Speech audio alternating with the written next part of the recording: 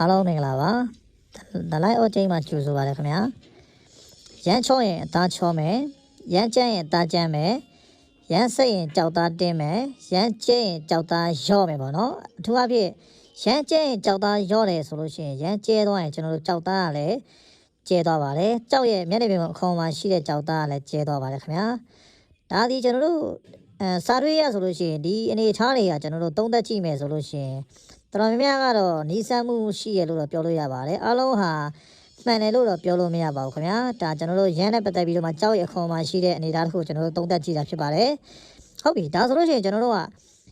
ရန်အကြောင်းကိုကျွန်တော်တို့ခက်ခက်နက်နက်သိထားဖို့လိုအပ်ပါတယ်ခင်ဗျာရန်ချောရင်အသားချောတယ်ဆိုလို့ရှိရင်ကျွန်တော်တို့ကြောက်ကို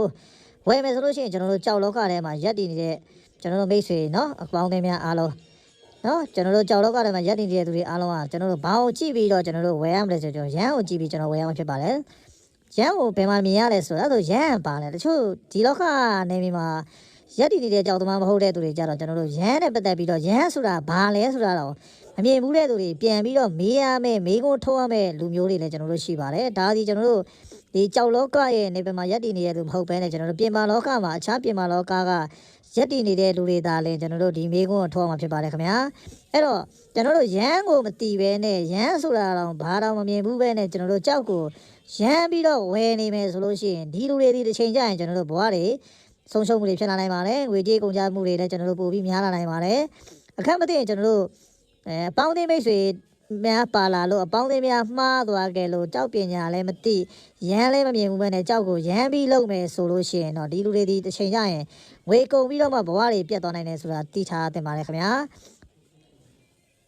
ရန်နဲ့ပတ်သက်ပြီးတော့ကျွန်တော်နောက်ပိုင်းဆက်ပြောစရာရှိတဲ့အကြောင်းအရာလေးကတော့ကျွန်တော်တို့ရန်ချောတဲ့အကြောက်ကိုကျွန်တော်အဓိကထားပြီးဝယ်ရမှာဖြစ်ပါတယ်ရန်ကျန်းတဲ့နေထားကိုဝယ်မယ်ဆိုလို့ရှိရင်ကျွန်တော်တို့ရန်ကျန်းတယ်ဆိုရင်ကျွန်တော်တို့ကြောက်ကလည်းအတွင်းထဲကကြောက်သားကလည်းကျန်းနိုင်ပါတယ်ကျွန်တော်မိမိရဲ့ဘဝတွေမှာကျွန်တော်တို့